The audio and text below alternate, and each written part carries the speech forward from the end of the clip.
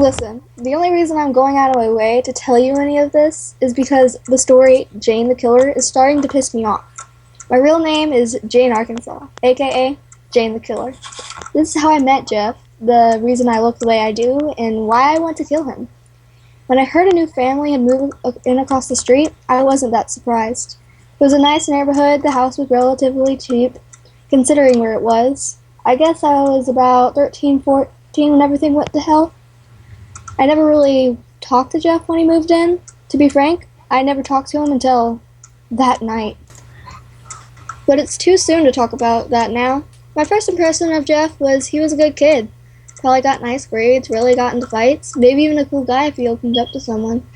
His brother Lou seemed like he put family first. By the way, he sat with his brother on the sidewalk. Of course, I was just guessing at the time and really didn't put much thought into my analysis because I was getting ready for school when I looked out the window and I was running late, which was unusual for me at the time in my life because I was hardly late for anything, especially school.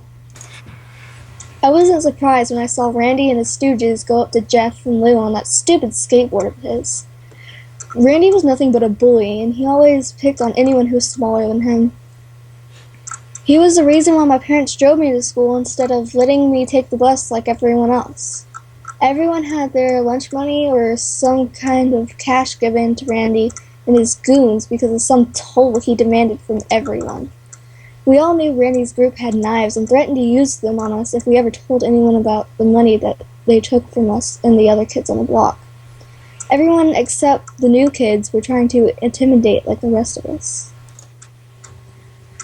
When I saw Randy talking to them through the window, I just looked away. It was a wussy thing to do, but I had better things to do than watch another kid hand over his money to Randy. The curiosity got the better of me, and I looked up a few seconds later. What I saw left me speechless. Jeff was standing now, and it looks like Randy already got what he wanted. Just sit down. I thought. Don't be stupid. Then I saw Jeff punch Randy in the face and break his wrist. Oh my god. I whispered. Go. Then I yelled, You imbecile! My parents ran down the stairs and asked what happened. Then they looked outside and saw what was going on. Jeff had already cut the skinny guy. I think his name was Keith. He went down screaming. Troy went down with a single punch. Since my house was across the street where Jeff and his brother were sitting, with the front of the house having big windows, we saw the whole thing. Or at least I did. My parents came in after the part where Randy stole their wallet, so they don't know the whole truth. It was disturbing watching Jeff fight. He was enjoying himself too much. I felt a knock in my stomach, like something was happening that shouldn't be, and from the look on Lou's face, Jeff didn't do this kind of thing often. Next thing I know, I hear sirens, and the new kids bolted out of there. The cops came around with the bus driver on to check on the victims. It seemed they were going to be alright, considering the amount of crap kicked out of them. Since my parents' policy was no cops ever since my dad got framed by a narc cop when he wanted to draw attention off of himself when police are investigating the case of the missing coke. It ended with my dad quitting the force, so when he heard sirens, we went into the backyard and got in the car to leave. When my parents drove me to school, they told me very clearly they didn't want me to talk to Jeff ever. I did not disagree with them. I had art first period, so I didn't see Jeff until close to the end of school. I can still see colors in my artwork if I think hard enough, but when I try to look at anything now, it all seems gray. I guess that's the price someone pays for losing their innocence. I didn't see Jeff until the final period of day. When I did, he seemed off. At first, I thought he was just faking the joy so people wouldn't suspect him for the crime that he did. But he was really enjoying himself. It wasn't because he was excited to be at school. I couldn't tell that much from him. The smile he wore looked sadistic to me. It was the smile of a madman. The second that the bell rang, I bolted out of those doors as fast as I could. Nobody but me knew what Jeff really was. A freak. The next day seemed to be passing without incident at first. Then I saw the police car in front of Jeff's house. Looks like they got you. I thought. Nobody could have gotten away with something like that. You know, with the neighborhood watch and everything. But I was wrong with who they arrested. Instead of coming out with Jeff like I expect they would, the police came out with Lou, his brother.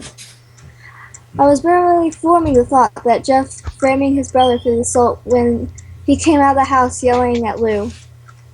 Lou, tell them I did it! I was able to hear him this time because the door to my house was open. I couldn't hear what Lou said in reply to Jeff's outburst, but it was definitely not what Jeff wanted to hear. A few seconds later, the police drove off with Lou, and Jeff was left outside with his mother.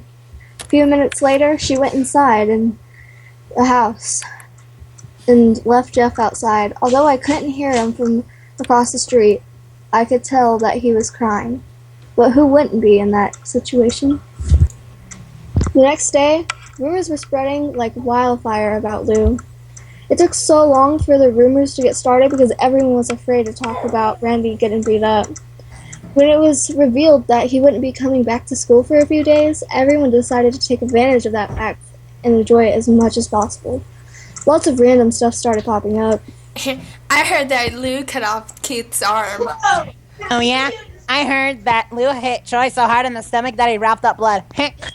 That's nothing. I heard that he punched Randy so hard in the nose that it came out of the back of his head. And etc., etc., etc. Personally, I didn't want anything to do with Jeff or his brother. But he just looked so alone and upset. I had to do something.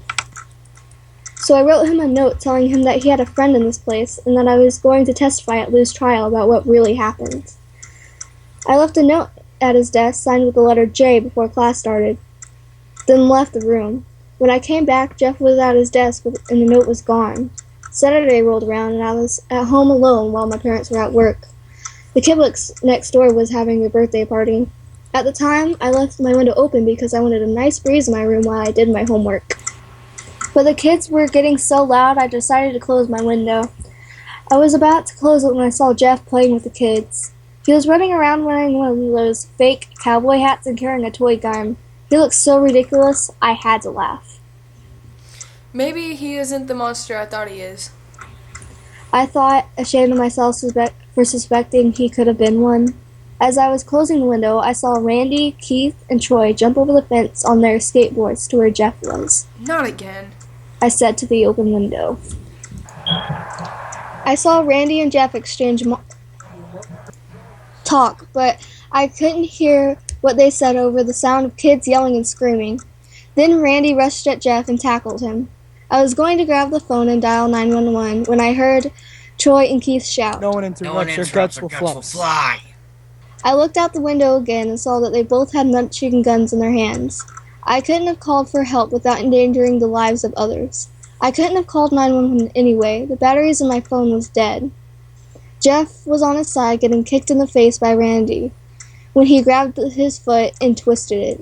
Randy fell over and Jeff tried to walk back to the house when Troy grabbed him by the collar and threw him towards the house.